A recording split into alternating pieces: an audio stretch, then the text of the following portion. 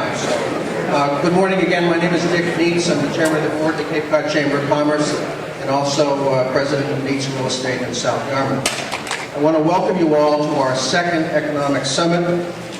We're extremely pleased to have such a great turnout and a great mix of business leaders, municipal officials, elected representatives, as well as students and faculty of the college. And a special thanks to Kathy Schatzberg and her staff for her hospitality and their hospitality in hosting us here today. We have several elected officials with us, and I'm not going to try to name them all. There are several selectmen and others in the group, and we're happy to have you, but I'd be remiss if I didn't recognize the outgoing County Commissioner, Mary LeClaire, who's retiring after several.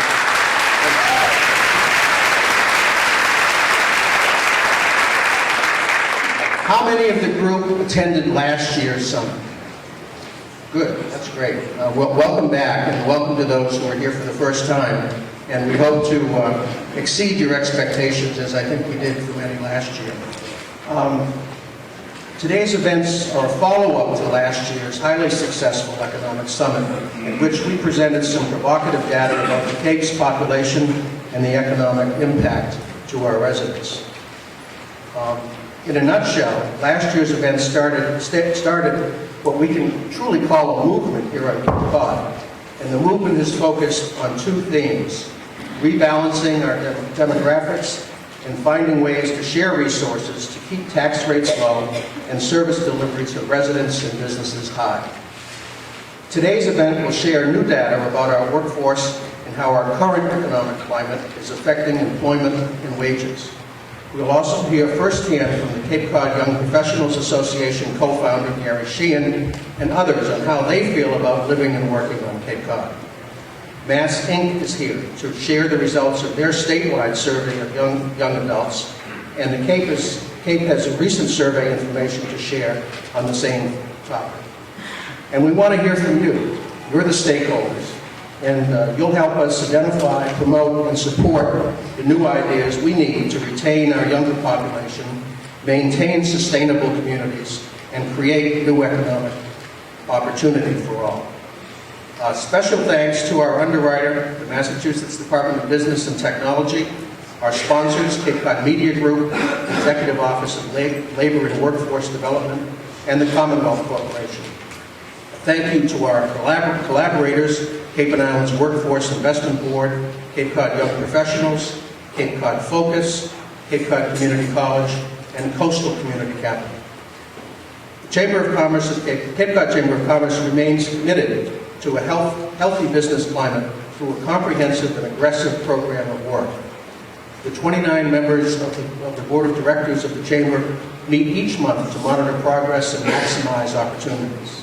The Chamber staff works around the clock on programs to assist business with one-on-one services, promote the Cape as a whole, and advocate for positive government programs that will help business grow and thrive. And we are truly blessed with Wendy Northcross and her staff. And Wendy, where are you?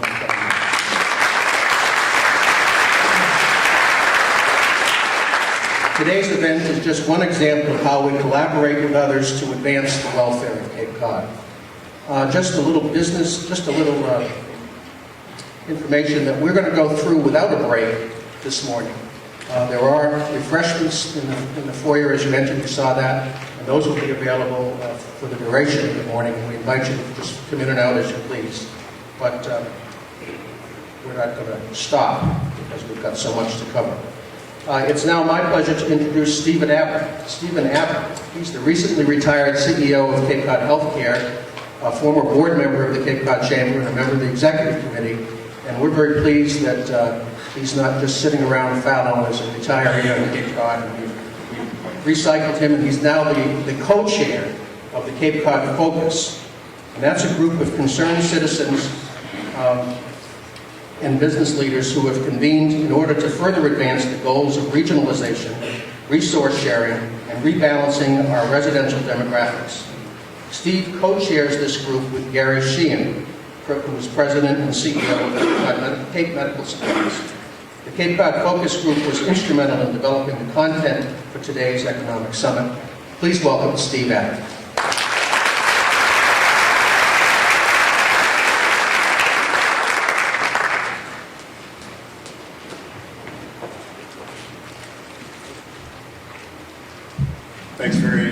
Dick, and good morning to all of you.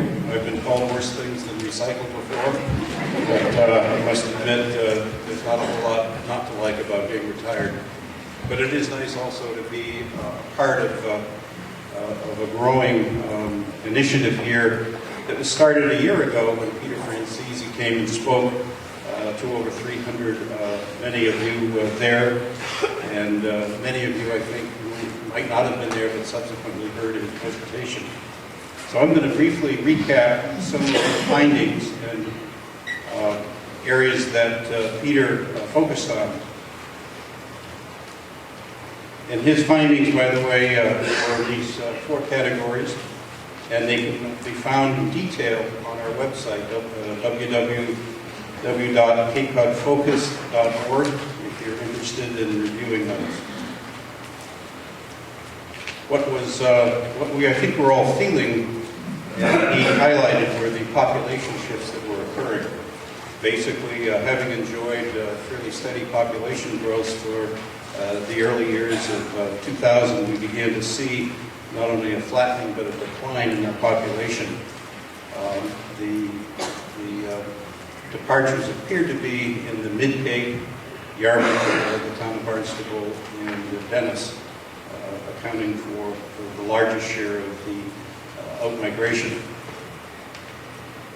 The other alarming thing is that those leaving appeared to be in the ages 35 to 44, and of course with them were their children, ages 5 to 15. Not surprisingly, they chose to take their kids with them as they left.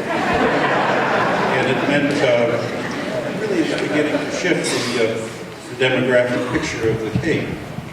What we see also, though, is significant growth, continued growth, in the ages 65 and over, where nearly 1 in 4 of our residents are in that category.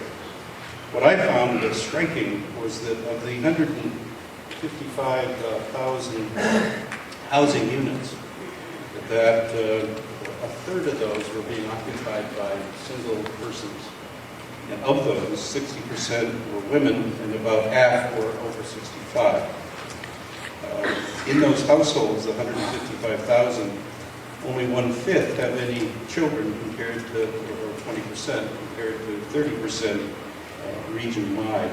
And again, those implications of property taxes being levied on so few, as the costs continue to rise as our school-age population continues to decline. The implications of this slide are that we're going to be short year-round workers. Many employers already speak to difficulty hiring the right kinds of workers, and that we'll see continued disruptions in our communities unless we are successful in rebalancing what Peter called the Cape's human ecology. What's next? Again, I won't read these for you, but there are already a number of very successful efforts going to regionalize service, to consolidate, to share, collaborate. The Cape Cod Times has done a wonderful job in keeping this issue in front of people as recently as a couple of days ago with their editorial on school consolidations. Since the year has passed, there's been a gathering of concerned community leaders to try to see what could be done to help others achieve these goals. Again, this group, now called Cape Cod Focus, doesn't propose or pretend that the solutions reside in it. Rather, its role is to help and facilitate and to bring information and hopefully help network those that are working hard to bring regional efforts to fruition. And this morning, you will hear about successful efforts in other communities as well as our own. This group, I think, can proudly point to a brand new website, capecodfocus.org, which we hope will be the place that people can go to find out what's going on. From time to time we hear about efforts to consolidate schools. and then it sort of drops off the radar. I don't know where it is at the moment or other such issues. So we're going to need a very active, well-maintained website. We're going to need reporters. We're going to need people who can keep that website fed with information and so on. So indeed, we can keep our focus on the key issues. What's unique about this group, again, is that it doesn't believe that the answers reside with it. Rather, they do reside with those who are empowered to make change, to the elected leaders, town managers, selectmen, county commissioners, state representatives, and a well-informed voting public who can see that these changes are made and that those having the courage to step forward are well supported. So those are some of our broad goals that we hope to achieve. It'll be interesting when we convene next year to chart our progress. One thing I do want to say is that it is our intent that from this morning, from the interaction and presentations this morning, that it will help shape our agenda, our action agenda this next year. You'll also have a chance before the session to answer at least 2 questions, which we'll give to you again, which will be taken very seriously and will help us define our work and with the hope and expectation that what was before important now in the economic realities is imperative. I'd like now to introduce our next speaker. Before I do that, let me just read our philosophy, if you will. As always, these wordsmithing activities take longer than one would ever imagine, and done by a committee, they take even longer. But I think we have a pretty good outcome. And basically, our philosophy is that the quality of life on Cape Cod is in danger. Its economics and demographics are out of balance.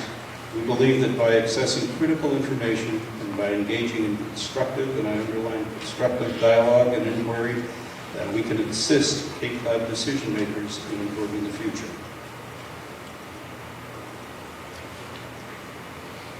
Today, this is our agenda, and I'm looking forward to hearing from our Cape Cod Young Professionals Association and one of its leaders, Gary Sheen, my co-chair on this effort. This is our new website. I think I haven't seen this before. It's very nice.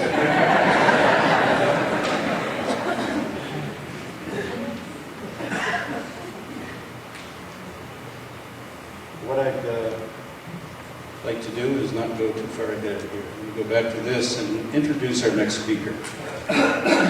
Founded in 1996, the Massachusetts Institute for a New Commonwealth, known as Mass Inc., is an independent, nonpartisan research and educational institute.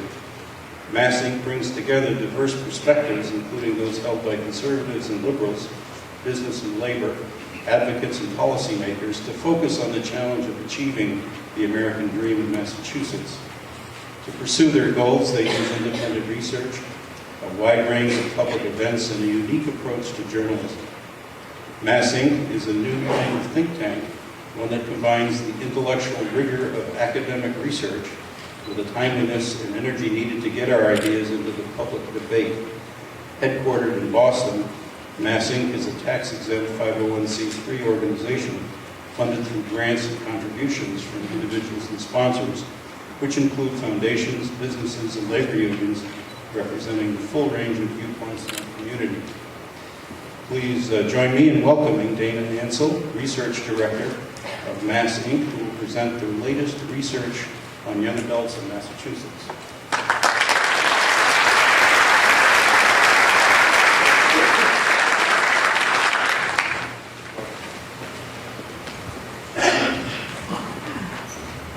Good morning. It's great to be here. What I'm going to talk to you about today is a survey that we did in July, that we released in July. The survey was done in the winter of this year. And the survey was with young adults across the state. Well, I'm going to hit on today are some of our key findings. First, I'll talk about the survey, and then I'll move into what we found about what young adults view about the state, about the public sector, their views on the private sector, and also their views on their own personal circumstances. We found an incredible amount of optimism that they held, but at the same time there were some real financial concerns that came out through our survey work. And then finally, I'll move to the final area of discussion will be about their future and whether or not they're planning to stay in the state. One thing I should say is that the survey that we did was statewide, and unfortunately we didn't have enough respondents that would allow us to look specifically at what was going on in some of the regions in the state, such as the Cape. But the good news is I'll be followed by Gary Sheehan, and he has, his organization has looked at some of these same issues with young professionals on the Cape. So I'm going to use my time to set up the broad framework statewide, and it will be followed by a deeper discussion on some of the issues for the young adults and young professionals on the Cape. So first, let me just give you a quick overview on the survey itself. We talked with 800 young adults across the state, ages 25 to 39. We asked them a wide range of questions, including their views on public policy and public issues, but also their views on their own personal lives, their views about their expectations for the future, their views about finances, what was going on with them personally. One of the things that came out of this survey work was that there are really significant differences depending on whether or not the young adult had grown up in Massachusetts. This led us to divide the survey respondents into 3 key groups. And I'm going to tell you a little bit about them because as you're thinking about the challenges that you're facing on the Cape, it might be helpful to think about some of the challenges through the lens of these 3 groups, because what we found was that there were really quite big differences among the groups. So the first group that we identified were people we called imports. And these are young adults that grew up outside of Massachusetts. This was 37% of our sample, and these people could have grown up in another state in the country or in another country, but they moved to Massachusetts at some point, either to attend college, to come here for a job, or for some other reason. And what we found with the imports in the survey was that demographically, they look quite different from the Massachusetts, the sort of traditional profile of the state. They were much more likely to be people of color. Their education levels were extraordinarily high. 60% of the imports had a BA or higher. They tended to work in professional jobs and managerial positions. And there were certain sets of challenges that they identified as most important to them, really revolved around cost of living issues. The second group that we identify is what we call the homegrowns. And these are people who reported that they grew up in Massachusetts.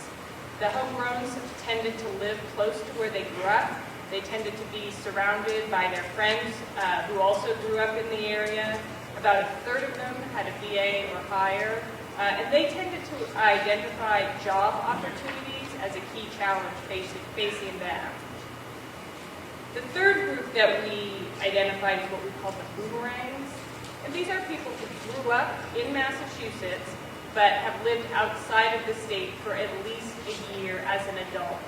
So typically they attended college outside of the state, or they worked at a job outside of the state, but at some point they have decided to come back to Massachusetts and are living here now. And their demographic profile really fell somewhere in the middle between the imports and the homegrowns. What was interesting with the boomerangs is they tended to be much more involved civically in their communities than either of the other groups. So there's a lot to draw on from that relationship that they have. So first I want to talk about some of the public policy challenges that came out through the survey. So the young adults that we talked to were very clear that there's some big issues that they want public leaders to address. the list of issues are probably no surprise. You see them here: housing, taxes, cost of living, job opportunities, transportation also came up, healthcare, cost of education, all the big issues that we talk about. The young adults want these issues addressed by public leaders. But at the same time, they have little confidence in public leaders to make improvements in these areas.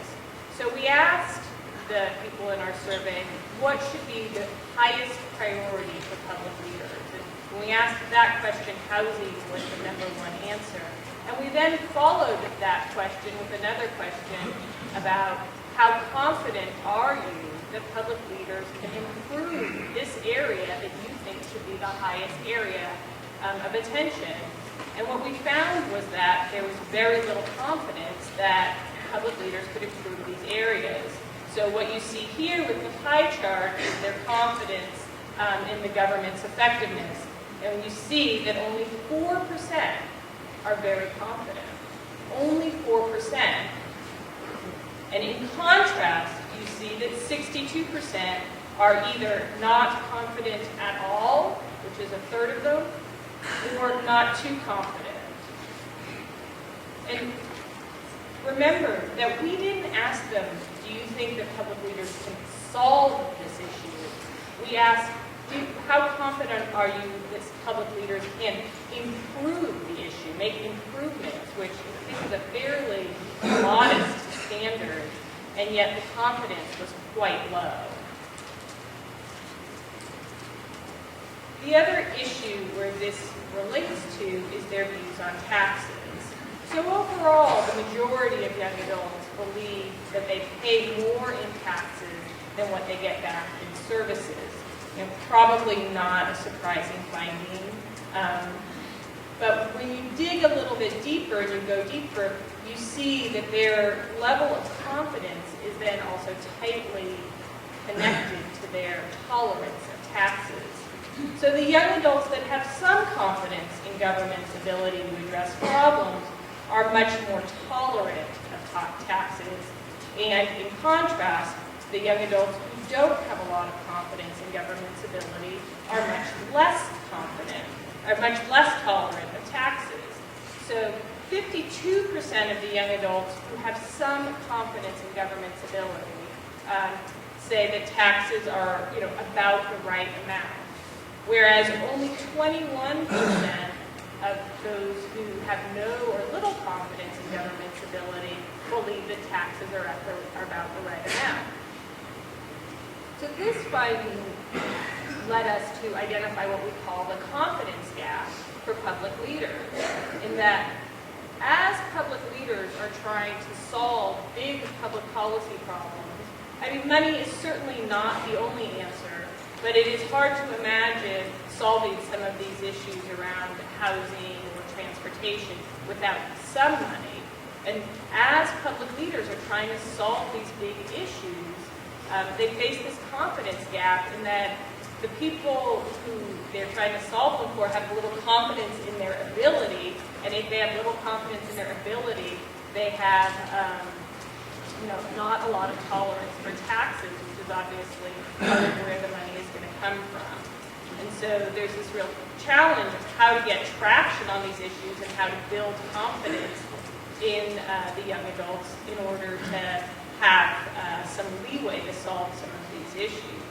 It was interesting, we did this survey before the November election, obviously.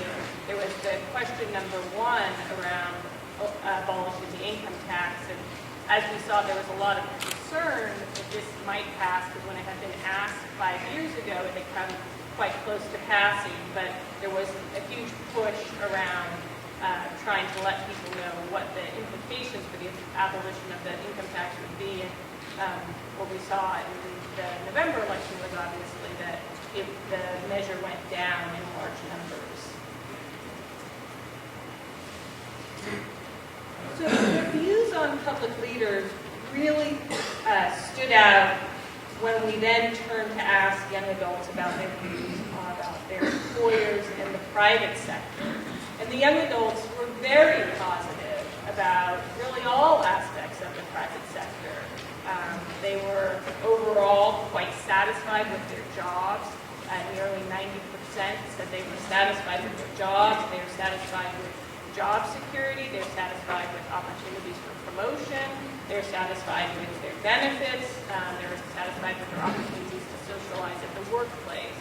Really all the different aspects that we asked them, they were quite satisfied with, which really stood out in its contrast to their views of, towards the public sector.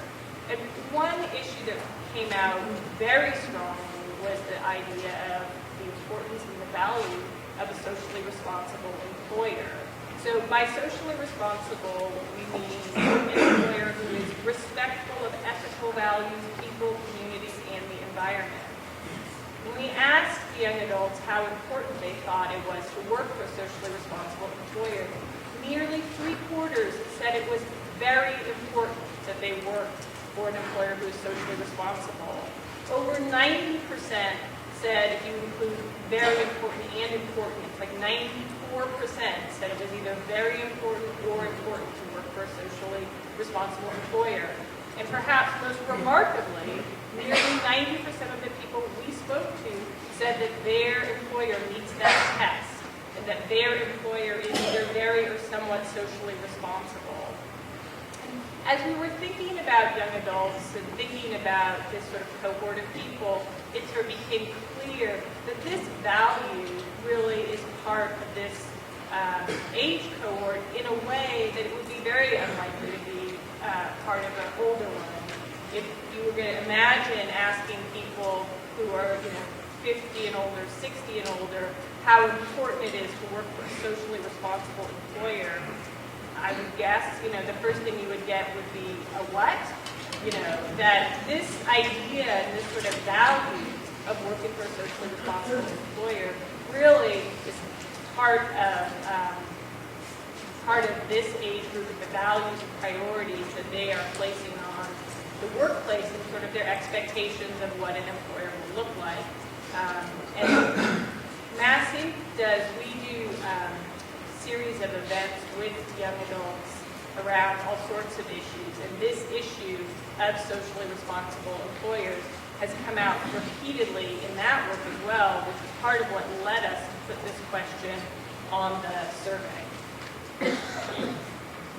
So moving away from sort of more public issues and towards their personal lives, the optimism that we found in the survey was quite remarkable. We were in the survey field in February and March, which is, the economy had started to turn at that point. It was hardly a strong economy. We hadn't had the level of crisis that has happened since then. So some of these findings might be slightly different if we were to go back and ask today, but still the numbers are quite high. It was clear the American dream is alive and healthy. The people that we spoke to were very optimistic about their own future. This includes people who are consider themselves to be doing well today, expect that they'll do better in the future. People that we spoke to who said they were not doing well today expected that they would be doing better in the future. And nearly everybody expected that their children would be doing better in the future. So there was this incredible optimism and sort of view that things will get better. Either they are already going well and will get even better, or if they're not going well, will get better. But at the same time that there was this optimism, there were these sort of financial concerns sort of lurking right below the surface. We asked people what the biggest problem facing them and their family was. Finances, not having enough money to pay the bills, worry about finances was at the top of the list. 45% of the people that we spoke to said that they are in poor financial state. And one-third of the people we spoke to said that they've taken on more debt than they can handle. 40% of the people said that they have debt over $10,000.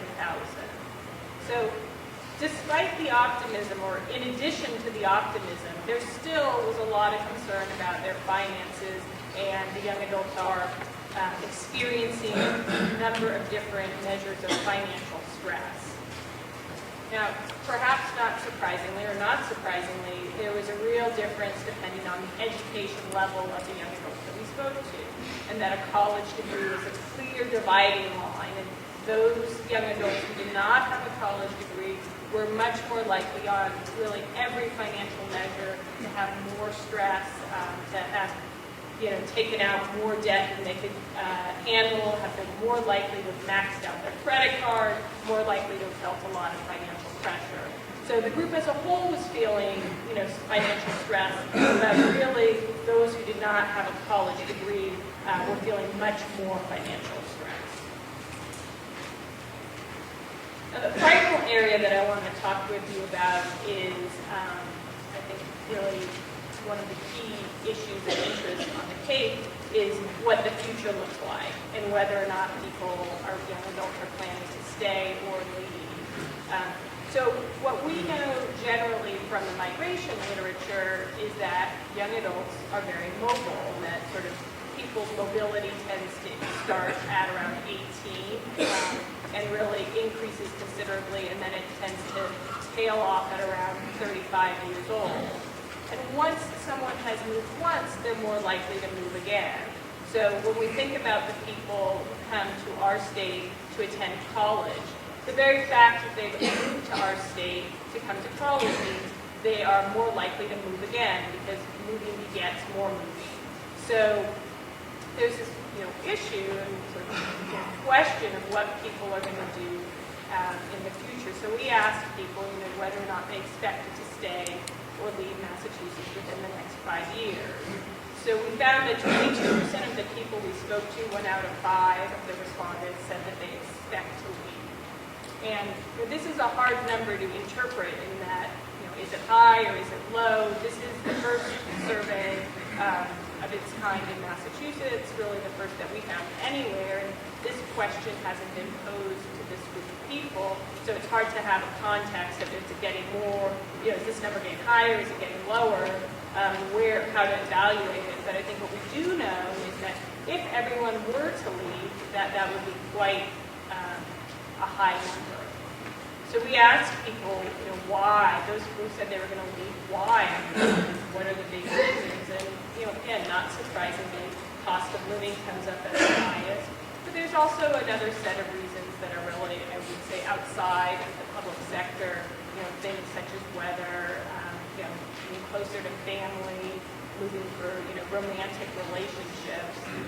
But the number one issue was cost of living, which clearly falls within the public sector. Job opportunities also is another key reason.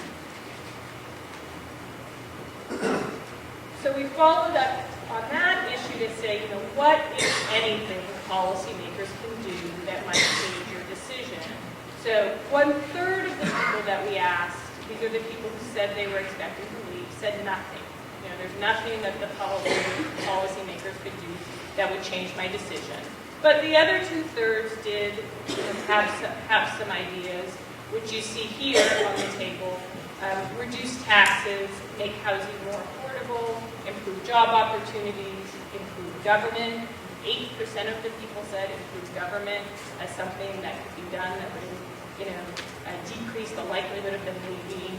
And then finally, reduce the cost of living. So right there sort of sets the agenda for what public leaders need to do in terms of helping make Massachusetts an attractive place to call their home. But the other thing that we found in this survey, and that also the migration literature confirms, is the idea of once people begin to put down roots somewhere, they're much less likely to move. So among the people that we interviewed, people who were married were much less likely to say they expect to move within the next 5 years, whereas the people who were single said they were more likely.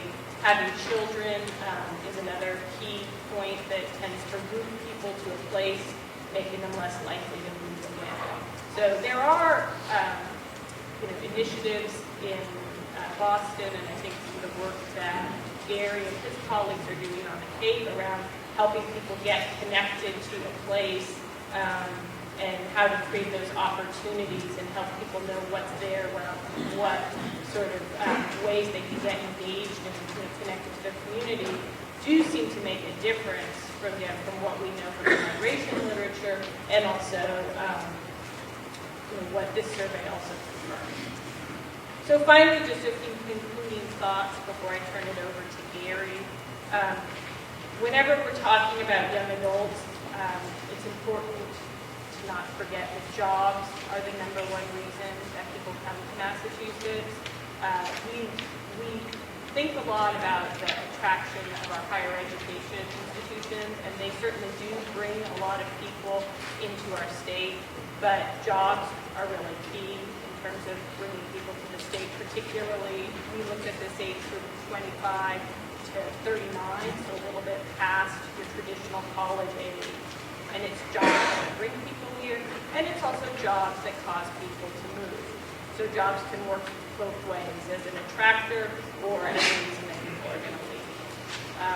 Second, that state leaders face this confidence gap that we spoke about earlier, and that there are these big public policy issues people want to address, cost of living, housing, and that at the same time people have very little confidence that leaders can make traction, get the job done in these areas.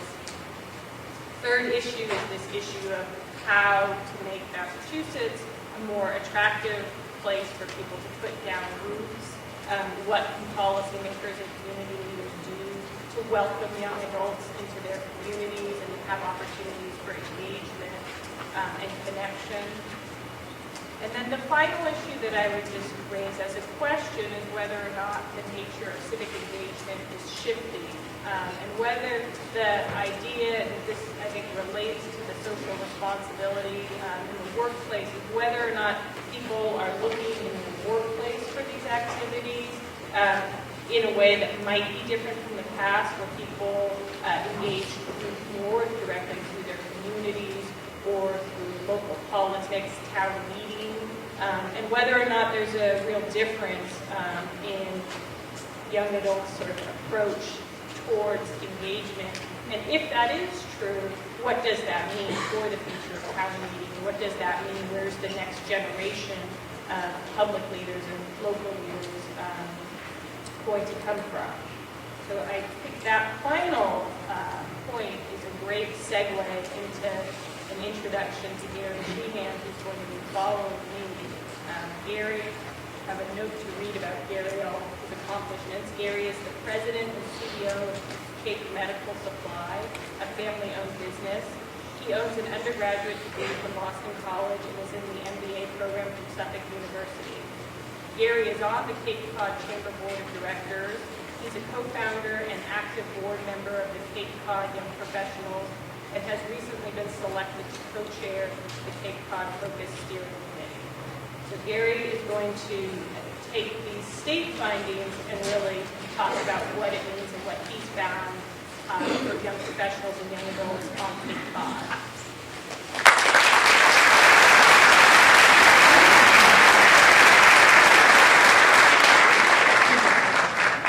Thank you very much, Dana.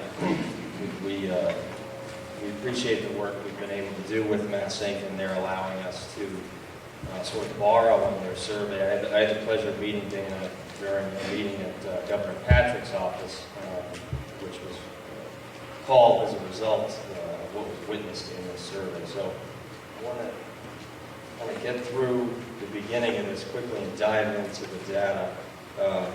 Did everyone pick up a survey on the way in? If not, you can grab these on the way out. It's a pretty comprehensive survey. I don't have time to get into all the details of it. We're going to hit on a few of the key points as we make our way through. Kind of go over who the group is, who our constituents are, and there's a key limiting factor in that, the difference between who we polled, who we were able to reach, and who the MassInc study reached. So we'll get into some of the differences there, go over who we are, and conclude in time so Dana and I can take some questions. How many people in the room have heard of the Cape Cod Young Professionals? Just a show of hands. So, pretty good. We're doing a good job. Anyone who didn't raise their hand, you come talk to me afterwards. But the central mission is to connect, educate, and advocate for the emerging workforce and future leadership of Cape Cod. We're very heartened by pieces of Dana's study which indicate that as people get connected to their community, as they get civically engaged, they're more likely to stay. So we feel that hopefully our efforts will pay off in years to come. I think some of the data that we're going to look at this morning indicates that it is not paying off just yet. Group's about 3 years old. We have 700 plus members. Just launched a new website, hired an administrator. So we're sort of professionalizing things and ensuring that the group can sustain itself over the longer term. The survey itself. We sent the survey to all 700 members in October. So there is a time difference between when the Massing survey was completed, when our survey was completed. A lot of us in the room probably feel like February and March of this year were like, that was like the go-go times. Everything, the economy was roaring. It's a different era, but a lot of the results could be a result of the changes in the overall economy, but we notice many of the differences are very localized. It's divided into 6 sections. What we did is we actually took their survey and pared it down a little bit and sent it out to our membership. We had 187 responses, over 25+% response rate. And what we wanted to do was just learn a little bit more about the local attitudes about what's going on here in Cape Cod and judge that against some of the state results. So I run a business. I know a lot of you in the room probably run businesses too. I like to get the bad news first. So we're going to get the bad news out of the way right off the bat. Just take a second to read that first bullet point. Think about the makeup of your business, of your neighborhood, of your community. And think about if 35% of those people under the age of 40 left in the next 5 years. What would that look like? What kind of strains would that put on your workforce? What kind of strain is that going to put on our ability to support a school system infrastructure?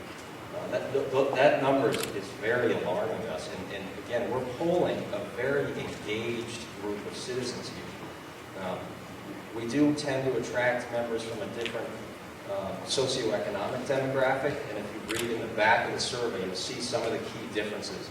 The Massing study was a random phone study. They caught a lot broader section of the population that we were able to catch just by nature of who comes to our meetings, who's a part of our group. But the critical point here is that the people that do come overwhelmingly attend town meeting. I see nonprofit leaders in the room. Overwhelmingly, these people support the nonprofit institutions in our community. If we're going to lose these people at this high a rate, what does that mean for the future of Cape Cod? What does that mean for the future of our economy? I would say it's troubling. And 31% would relocate elsewhere in Massachusetts. 9% would of those 34% to the South Shore. So there could be a cost of living sort of arbitrage where they're going to head to the South Shore and they might still work on Cape Cod. They may not leave your business, or they might. Maybe they're going to live on the South Shore because it's more affordable than Boston, and they'll be commuting into Boston. We can't drill down the data that far. So again, the reasons were fairly similar to what we found on the statewide level. Better job opportunities, lower cost of living. 10% cite being around more people of their own generation. That was something we were particularly interested in learning about. Then we get into, again, like the Massing study, what would entice you to stay? Very similar data. The percentage data points are in the survey. And again, I would encourage you, if you haven't picked that survey up yet, I would pick it up on the way out. It's very comprehensive. There's a lot of interesting points in there for any of you who are community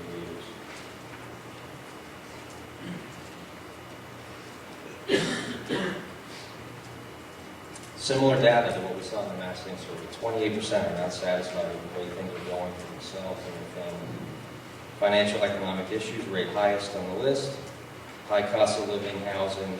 Again, we see this repeated over and over and over again in any survey that we do of our membership. and any conversations you have at a regional level about the challenges facing our economy, the inability of younger families to sustain themselves on Cape Cod is critical to their decision to leave our region. And again, we can extrapolate, we can walk down the road several years and have a conversation about what that's going to do to our ability to have a vibrant nursing staff, to have people with takers, firefighters, police officers. What are we going to do as these people continue to leave the region? I don't think I'm going to find much disagreement in the room. It's a major problem in service delivery on Cape Cod if these people continue to leave the Cape. So we get into some positive signs. It's not all bad. There are some bad news in there, but there are some things that cause us to have some hope. Again, and it's very similar to what we saw in the Mass Inc. study. 90% expressed satisfaction with their job overall. We didn't get into as much granularity with the social responsibility and the particular aspects of their jobs or their companies that they enjoyed. But that we did see that as a positive sign. And then again, as I said before, this is a very active and engaged portion of the population. 92% have voted in a recent election. 81% joined or contributed to an organization in support of a particular cause. 65% have attended a town meeting. Those numbers seem very high to me. That 35% of these people are still considering leaving, even after that level of civic engagement, only raises the alarm bells even more. These aren't people who are sort of drifting in the community. These are people who are pretty active, pretty knowledgeable about what's going on and sort of involved in the process of change, and they're still feeling like they have to leave to find a better opportunity for themselves and their families.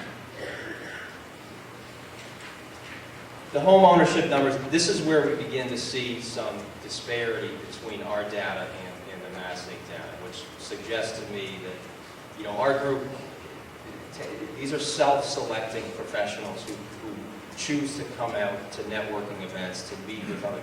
We saw very, very low numbers. We continue to try to attract people from the trades, from other components of the economy. We're having a frustrating time getting that done. The group is really there to serve young people no matter what they do in the community. We would love to have more teachers, more nurses, more people in public service. We don't as of yet. So that skews the data a little bit. I can't repeat that enough. But though the data is limiting, we're confident that there's some good signs and some bad signs in them.